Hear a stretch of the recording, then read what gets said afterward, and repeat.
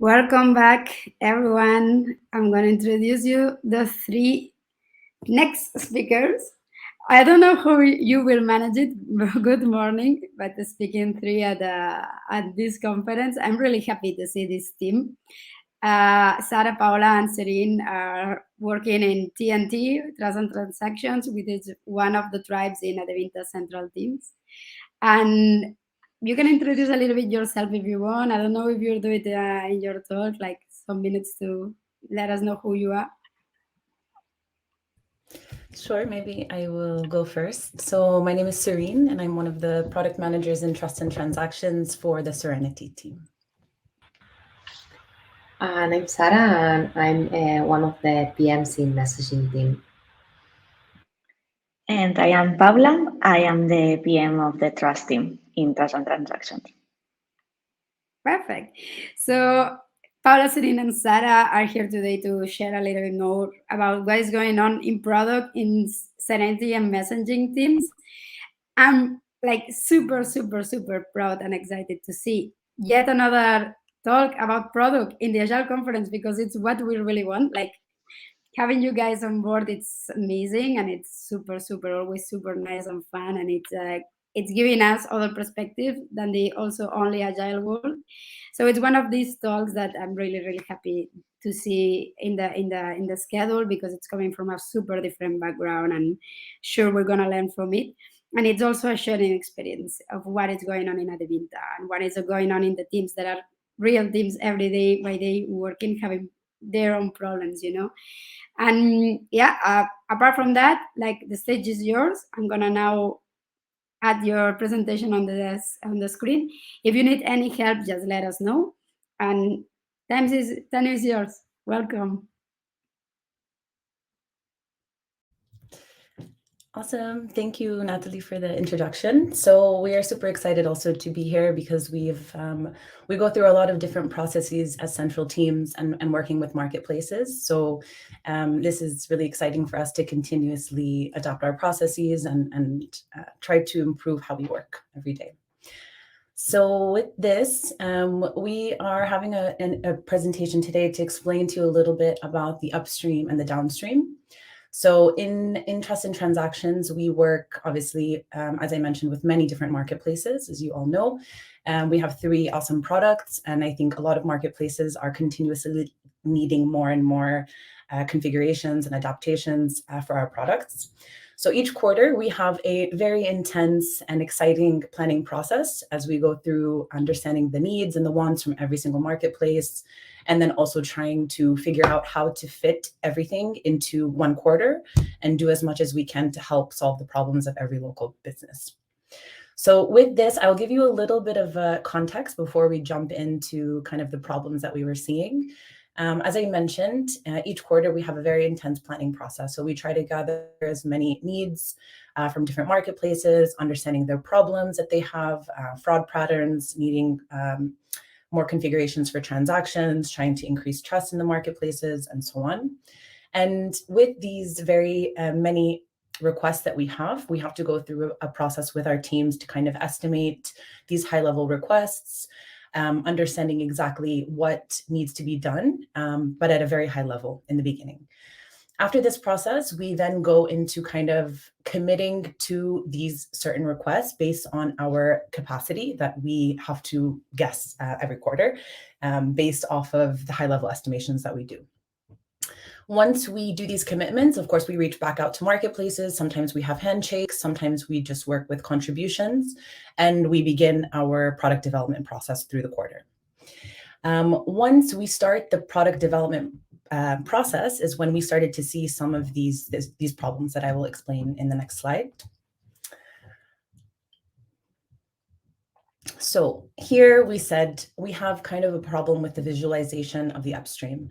So what does that mean exactly? Is that every product development process, when you make a commitment, we say, okay, we're going to build this new feature for this marketplace, and we hope to scale it to multiple marketplaces and solve this specific problem. The problem with that is that when the quarter starts, we're kind of expected to start the delivery right away and start to do this development. The problem that we saw was that when we started the delivery process, when it comes to refinement of the problem and so on, we realized that there was a few steps missing. So we really needed to understand what the scope was. And because we did such high level estimations at the end of the quarter before we made the commitments, we didn't have enough time to really validate the problem, understand the needs, trying to see if understand what the expected result is, and so on. So this resulted in lack of time spent in the upstream and trying to basically rush the development process. So what happens here is that sometimes you have an unclear scope, and this results in scope creep because you didn't spend enough time to really refine this problem that you wanted to solve. We had kind of rushed solutioning, so without clearly understanding the problem, the expected result, understanding where the problem came from, and how we want to solve it. What happens is this gives us a lack of visibility on the discovery track. So in the background, it is happening. We are trying to investigate and trying to understand what the problem is, but at the same time, we're also trying to deliver something. So what happens is that you end up having kind of this context switching between topics. So we started one topic and we realized, oh no, we need to go back, take a few steps back and really start to validate this problem. And at the same time, we're trying to deliver something that we don't really know exactly what we're delivering yet. So this kind of caused some context switching. And in the end, we end up under delivering in the downstream track because we're late with this upstream process because it was not accounted for in the beginning. So at the end of the day, this also relates to kind of a lack of performance metrics to indicate our actual time spent on discovery and the actual time spent on delivery, because in the end, it's all considered as one process. And at the end of this, this kind of relates to the overcommitment in quarterly capacity planning. So at the end of the day, we realize, okay, the upstream is super important. It's part of the process. We do this upstream work. Let's try to visualize it and let's try to make sure that it's accounted for properly. So now if we go into the next slide, we can kind of show you the first step that we started to take in trust and transaction as a tribe. So a few quarters ago, we decided to have a key result related to how we want to start to label our epics, so that eventually we can start to track our performance on each step, each part of the process. So here you can see, I think maybe you can't see very well, but you can see that we've created a TNT product and UX board. So this means that we have different labels to help us identify, okay, which epics is kind of in a product discovery mode and which epic is in a product delivery mode. What this means is that we have one epic that starts and it goes through the upstream. It goes through the validation processes, which could be, understanding the problems with marketplaces, doing quick interviews. It's a very lean process, but it's very important. And keep in mind that just because we labeled it as PUC, so product and UX, this includes development as well. So in the upstream, we do work with engineers also to understand the solution options that we have, trying to understand the problems a little bit more. So it's a cross-functional process that works together with the entire team. And also something that we really wanted to help highlight from the UX point of view is that if you see on the right, we have this graph of the performance metrics. So inside each discovery epic, we've kind of broken down the subtasks that UX and product will go through. So this can include the product discovery process that is also taught in the Product Discovery Academy as well. So this is related to validation of the problem. There's a lot of different steps that you can see, but this shows UX which stage in the process that they're currently in. So this helps us to visualize from an entire team, so we can see that where this epic is and at what moment, and just to be able to have better visibility from all three teams. So this is step one that we've started inside TNT. The goal would be eventually to start measuring the cycle time, the lead time of discovery epics versus delivery epics. One epic can go through both discovery and delivery process and continue down the pipeline. But the idea is to have a continuous flow and to really be able to measure the time spent in each phase. So with that, I will also hand over to the next slide. So we'll give you a little bit more details from each of the teams and see how each team is in a completely different step, part of the process. And I will hand over to Paula, who will talk a little bit about trust. Hello, I will walk you through the trust the trust use case. No, So the trust team came from a very particular use case because we used to have OKRs as Epic, and it actually worked well because we know that we were focusing on the impact we planned for the quarter. However, this also led to having different initiatives inside Epics, so it was difficult to visualize the work for a particular initiative. So because of that, we were unable to understand the number of features developments being worked at in parallel. So it also created an issue with visualizing the priorities. Also, on top of that, we also had this problem that Serene highlighted, that the upstream work, that product UX insights that we're doing was not visualized on our board.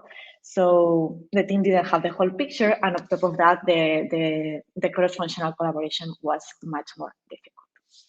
So that's what the main problems we had regarding the visualization of our work. So the way that we are starting putting some solution towards it, it's creating a new way of organizing epics based on the principles of the upstream part. So we can have that visibility as well, and the downstream part. And on top of that, we added the OKR stack because for us, this was very important for us, no, to understand the impact of what we were doing. So what were the benefits of doing so? First of all, the knowledge of the upstream work that will go into development is visualized, so the whole team knows what is going next, and the alignment is much easier and faster. Also, having a work in progress limit help us to prioritize and avoid noise, especially related to the context switching. So we can have more focus. And also, we can understand that, for instance, if we have many epics in one bucket and another bucket is free, for instance, too many epics in refinement and on development there is nothing. So having this visualized help us troubleshoot faster and also understand how we work better. And finally, we had the OKR label, so we can visualize the impact of each epic better. And that's all from the trust team. Now I give the word to Sarah for the messaging team. Okay, so I will not repeat with my colleagues already mentioned, but as you can see, messaging is a parrot full of energy. So we are I don't know if you can, Paula? Okay, we are a big team full of energy and a lot of work. Then on top of that, we were, as Paula mentioning, not speaking the same language.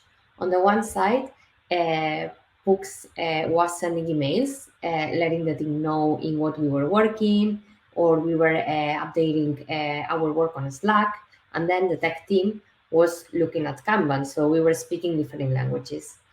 And then we had like this constant context switching that at the end of the day was creating this noise that the Paula and Serene was mentioning. So what is the solution? It's similar to what Paula presented, but here what we can see is that on top of having the OKR tags, we included the time one. Why? Because we want to have this parallel track where on the one side we deliver like a fast go-to-market value to our users, but then on the other one we know that there are some strategic topics that will take longer on the upstream. We will need more time to research, discovery, and understand the problem, and we want to impact, so it will take longer. So we always have these two parallel tracks in mind when prioritizing and working in product. And then I wanted to mention something else here. So one thing we realized is that the longer a topic is on upstream, the faster it goes in the downstream. So the more we work, the more we refine, the more the full team is connected and aligned at the beginning of the discovery and research phase, the faster and smoother the downstream goes. And this is something we've learned, and we've managed that, also trying to respect the definition of definition of ready of each one of these steps. And later on, if we move to the next slide, something that we've done to try to have this OKR visualization clear for all of us is having this map where the teams can see how each one of the epics they are working on, it's impacting each one of the OKRs we have committed as a messaging team. So like that, at the end of the day, there is a clear connection between what we do with what we impact. And I think we can jump into Serenity team. Yes, so not a lot to add based off what Sarah and Paula mentioned, but it's the same idea. Here in Serenity, we started by slightly adapting our Jira workflow so that we can add a couple extra steps for the upstream part. And in parallel, we have a separate board, which I showed a few slides ago, that it's for TNT, but we have a Serenity tab that can help to visualize more on the task level, the part of the upstream and the discovery process. And here you can see that there's just some highlights on the labels that we have. So as I mentioned, we started labeling our epics with product discovery and product delivery. This will hopefully in the future help us to kind of gather some data and be able to kind of set a baseline for the average lead time spent on each epic. And it could be that one epic that starts with product discovery ends up going straight into product delivery. So we are basically pulling it and going through. Or it could be that one product epic starts in discovery and we realize that either we need to pivot or maybe we're not solving the right problem. So maybe it could stop there. And in the end, you can still have epics that go straight into delivery if you bring in this task with a clear understanding of the problem and the results that you want to achieve.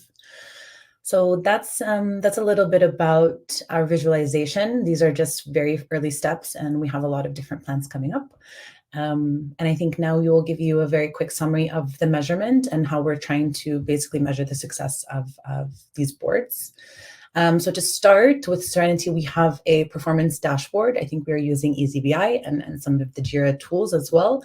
So here on this board, you can see some different metrics. So we are looking at the epic throughput. So as I mentioned earlier, one of the problems we had was basically giving estimations on very high level problems. And these estimations can be very random, just based off of what we think. And in the end, they're very much a guess. And we wanted to use more actual data to see what can we accomplish in a specific amount of time. So the epic throughput helps us to understand how many epics we have completed in a given time frame, so in a month or in a 3-month period, so that when we plan the following quarter, we're not going to commit to more than the epics that we might have closed. And I already know what you're thinking is, okay, every epic could be a different size, which is very true and it happens, but this is a very, let's say, experimental approach where we're trying to test the numbers and see what happens at the end of the quarter. So we'll keep you posted on that. As for the epic lead time as well, you can see how long a specific epic goes through each step of the process. So you can kind of highlight each stage of the development process and see how much time is spent in each section, which then can help us to understand the different epic types that are going through the process. And you see also we have some tags here. So we have the number of epics closed, and we have the two label. Oh, I think here we just showed the one label. So we have the discovery epic, and it gives us the average lead time for the discovery epic for now. And we also have this ability on the task level as well. So this can help UX to understand how much time is spent in each phase, in the validation and the creation and so on. So with these metrics, we're going to hopefully start to use them more to our advantage in the future and plan our quarters based off of more data than guesstimates. And I think next we have messaging. Yes, so adding on top, in messaging, we have on the one side the team metrics and then the squad one. So starting with the team metrics, something that Sirin has not mentioned is the cumulative flow diagram. And basically, we're looking at that to try to prevent what I think is happening now, that the backlog is growing a lot. So basically, more things are entering that the velocity we have to deliver. So basically here, what we are trying to do is to apply work in progress limits to provide focus.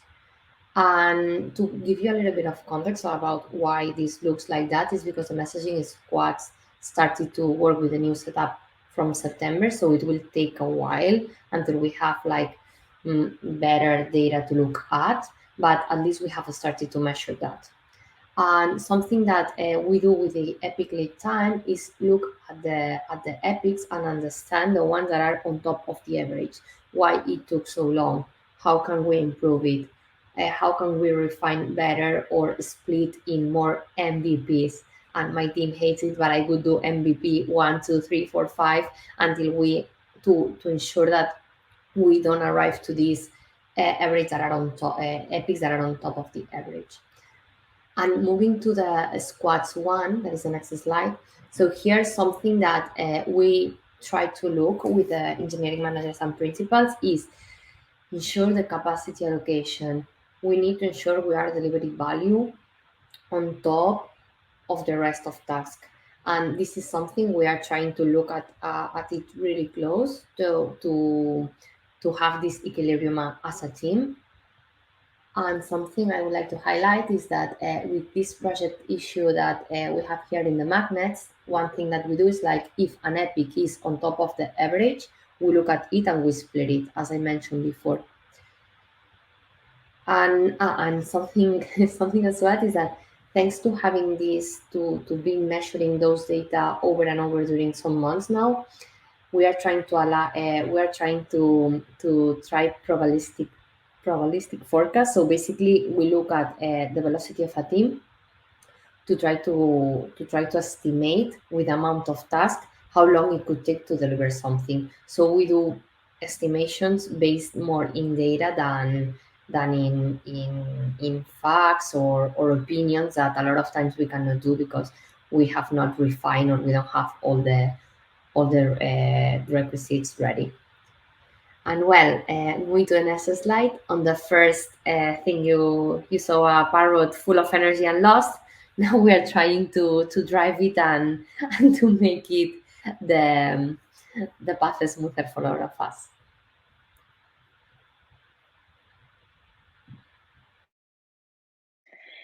Okay, so just to finish up, we would like to wrap up with the things that we've learned here.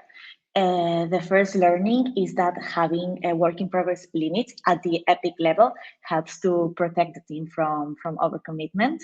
Also, as Sarah was saying, and also Sari mentioned, data is the best way to measure performance better than just random estimations or opinions. And the ways that we do it, it's using the epic throughput as well as the Monte Carlo simulation. And also, we have started defining baseline for the delivery metrics so we can know where we start from. And we optimize and improve, no? From a base of knowledge. And finally, having the team to own the processes is essential, no? To improve empowering the high performing teams. And finally, we would like to share with you our next steps. We will continue iterating on the team processes and the ways of working. Also, the performance metrics that Sarah and Serin shared, that Messaging and Serenity are doing, we want as well to do it for the trust team, and also to have an aggregated view for all the trust and transaction strike. And finally, keep sharing practices across teams. For instance, we in Trust and in Serenity are very curious about the Monte Carlo simulation from Messaging and want to learn from it. And finally, now we are finishing. We want to give our Agile coach a super kudos, big shout out, because without you, we couldn't have come here. So thanks a lot for your help. And yeah, we couldn't have done it without you. So now, yes, we go to the Q&A. But I want to leave this slide because it's pretty awesome, a little more. Thank you. That was super accurate. Like a lot of information, and you managed to add in such a small talk. There is a lot of things there to actually see, and a lot of experiences that you shared. Let's see. Like we have some reactions now. Let's see if we can have some questions. We have now 6 minutes to all of your questions. If you can. Just if you have something to share, just share it out. I can see a question now from Xavi. First of all, like thanks for sharing, and if you can give an example of a discovery, epic, and task breakdown.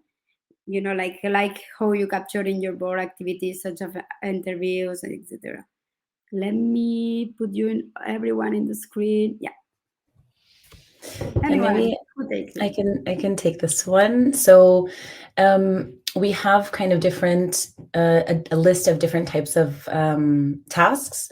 I'm trying to find the exact naming of every single task that we have, but it's basically related to so problem validation. So this is kind of where we start with doing very quick lean interviews. We have Chris, maybe if he's listening, he'll kill me, but we have different steps of the process. So we have creation, validation, I can't remember every single step, but we have, I think, about 5 to 6 different steps, and each step has a specific label, and this label reflects one part of this discovery process. And together with UX, we go through these tickets. Some parts can be done together with product. Some parts can be done together with the tech team. It could be related to validating prototypes or designs together with the marketplaces or with the team. So it's part of each epic that we have. I can send you offline more of the detailed steps that we use. Perfect. So, Jove, you got your answer, Shadi. Maybe you are in the office too. I can see Serene is in the office. You can grab a coffee afterwards, and I will feel a little bit more normal, like a regular, conference, not this remote work, whatever we are doing right now. There's no other questions, like only some from now. Applause. The Agile coach also sending you love back as a part of the game. Then more questions do we have? From Martin, did you actually measure also how this contributed to reaching the set goals and objective? For example, did you reach more objective than before science introducing this way of working? It's a really nice question, actually. Anyone, take yours. Yeah, I think for messaging, it helped us to visualize how we were impacting those objectives, because we were all working towards OKRs. We were always focusing on those, but at the end of the day, there was not a single place to look at all the actions done and all the amount of effort to measure the impact. So I think that it gives us a structure, and the fact that we can see how all the epics that are connected with a metric we want to move are going and are working, and the status of each one of those help us to understand also like the final impact we are constantly reaching. So I don't know if I answer your questions. What I can see is that this way of working has put a structure that help everybody on the team to be on the same page. And it's not just a matter of product talks with the stakeholders and know how the numbers are going. And it's all of us are responsible for that. I don't know if you want to add something else, guys. Yeah, exactly that. I think also in Serenity, we recently started this using Epic Throughput and using these metrics in the last quarter, and we hope to see some results in the upcoming quarter, but we're in a transitional phase of really changing how we work. So like Sara said, the first step is providing some sort of structure and alignment between the teams. Brilliant. We have a second question from Xavi. He wants to really share something. And do you find challenging the fact that time to delivery or time to discovery is expected to be rather short? It's an interesting question. I think Sara mentioned it also that, I mean, in theory, if you have a longer, it doesn't have to be longer, but the more time that you spent in this time to discovery in the upstream process, in theory, the shorter time, the time to delivery should be. This is a hypothesis that, again, we still need to validate with the way we are working. But when something is clear, delivery should be pretty straightforward, because we know exactly what the solution is. We know what the problem is. The solution is highlighted to solve the specific problem, and we validated that already. So what we saw before is that we were missing this step, so our delivery was taking much longer than expected because it was lacking this first step. So let's see. And in messaging, for example, when we tried this Monte Carlo, like the first reaction were like, it's impossible. It will take us that long to do that. And took that long. So I think it's having numbers is giving us a proper mesh, a proper direction to shortcut like the things in production and keep delivering version after version.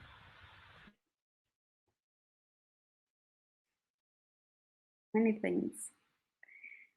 Well, we have the second part from Martin that it didn't fit in the first questions.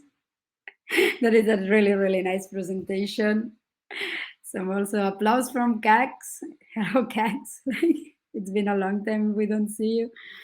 From Beatriz, regarding to your previous question, Xavi, we divide label the task into alignment, research, creation, validation, and refinement. That maybe it helps clarifying the topic. How do you see it, guys? As Xavi is not in the room, so we cannot have his voice here. Thanks, Bea. This is exactly right.